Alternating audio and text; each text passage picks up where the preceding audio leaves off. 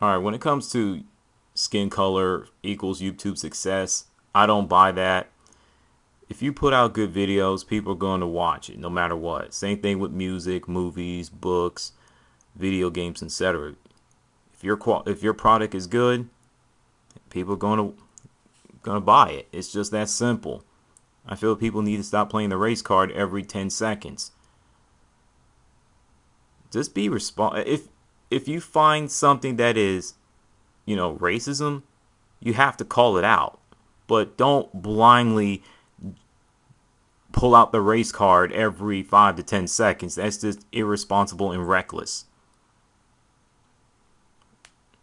Now, that's one problem I have. Another problem I have is when people sweep issues like racism under the rug and pretend there's nothing there when where that problem is there and they don't want to address it. That's the biggest problem I have in today's society. So I'll just leave that alone. As for Space Dandy, that new series from Adult Swim's Toonami, I love it. I treat it like I treat with the Boondocks and the Black Dynamite. Purely entertaining, laugh out loud. If people treat Space Dandy like, if they take it too seriously, they're going to be disappointed. Just roll along with it, okay? Now, as for the Subway versus Jersey Mike debate, I'll take Jersey Mike because their food is great, the employees are awesome, their prices is reasonable. That's it. The only issue I have with Jersey Mike Sub Shop is they don't advertise it enough, especially on television. You see more Subway commercials than you do with Jersey Mike's. That's why a lot of people choose Subway over Jersey Mike's like 80-90% of the time. Now, don't get it twisted. I love Subway, but they need to stop being so cheap, especially with when it comes to sandwiches. They'll put more vegetables than meat. They have to be balanced. That's it. If they do that, they'd be just fine. They can't rely on $5 foot long advertisements. They can't rely on that and say, hey, well, look at our food. Well, guess what? Your food is not good enough. You look at Jersey Mike's, you can actually, when you eat it, when you take a bite, when you eat it, you actually feel the weight of the food inside your belly. You'll be full before you can finish all of the sandwich. With Subway, you can buy a 6-inch, you'll be done, but you feel like you want to eat more. Same way with eating a foot long, you still feel like you want to eat more after eating all that. Because it's more bread, more vegetables than you do with meat. It has to be balanced. That's how I look at it. Now a little bit in sports. I don't know what's going on with the Carolina Tar Heels basketball team. They're like the San Diego Chargers.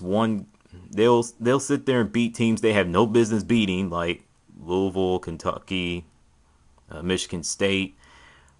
All three of them were ranked teams, but they lose to teams they have no business losing to, like University of Alabama, Birmingham, Belmont University, University of Texas, Wake Forest University, that's here in North Carolina, University of Miami, Hurricanes, and they just lost to Syracuse Orange, the ACC opponent, and they were ranked number 2 in the country last Saturday. I only watched the first half, didn't watch all of it due to severe thunderstorm, and we were also under tornado watch. Yeah, in the winter months. We go from frigid cold weather last Tuesday, like in the 10s and the 20 degrees department, to severe thunderstorms and tornado watch last Saturday. That's crazy. Yeah. Their defense stinks, and don't ever get me started on free throws. People talk about, people need to stop talking about the free throws woes for the Carolina Tar Heels. Well, guess what? it's going to continue to be talked about until they start stepping it up. It's like they've been watching Dwight Howard, how to shoot free throws. Don't be like Dwight Howard. God, it's just, it's a nightmare. Every time they get to the free throw line, I'm sitting there like, okay, I'm changing the channel for a couple seconds because I know what's gonna happen. They'll brick it up. They do. You think it's funny? It's true. So, PJ Harrison, aka Speed Racer, he signed in papers and he's gonna be in a NBA developmental league. He put himself in that position. I mean, he hurt the team. He hurt himself the most. With the weapons charge, the drug charges, the speeding.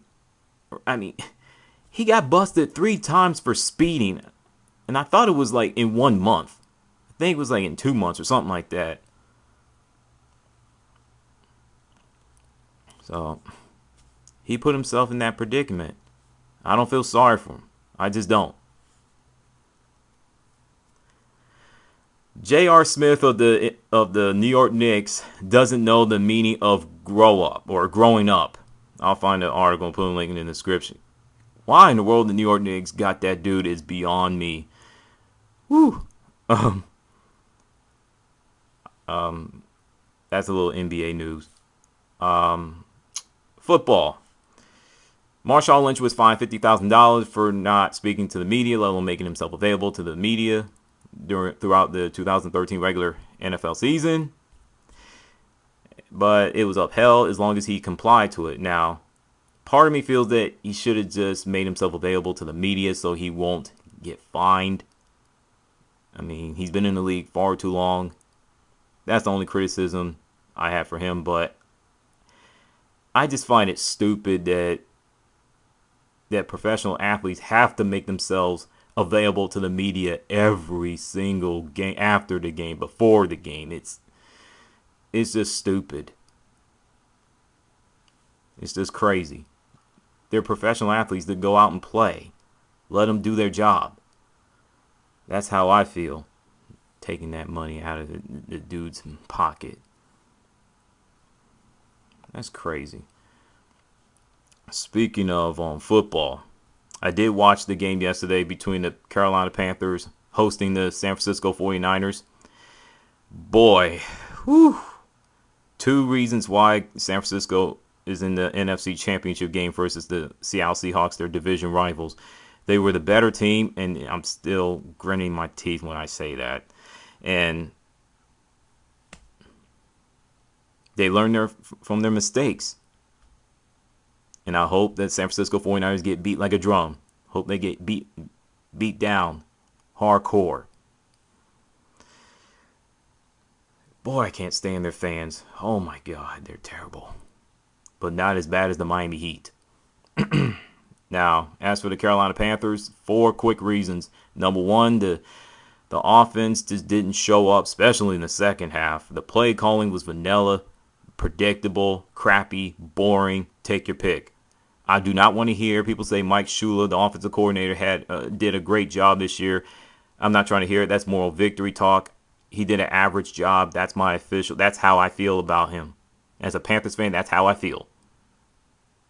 I mean, what is with the whole, hey, let's run the ball up the middle, up the gut in the San Francisco 49ers at the goal line 3 straight times, 4 running plays overall. It just drove me crazy. Number 2, inexperience came to fruition for the Panthers.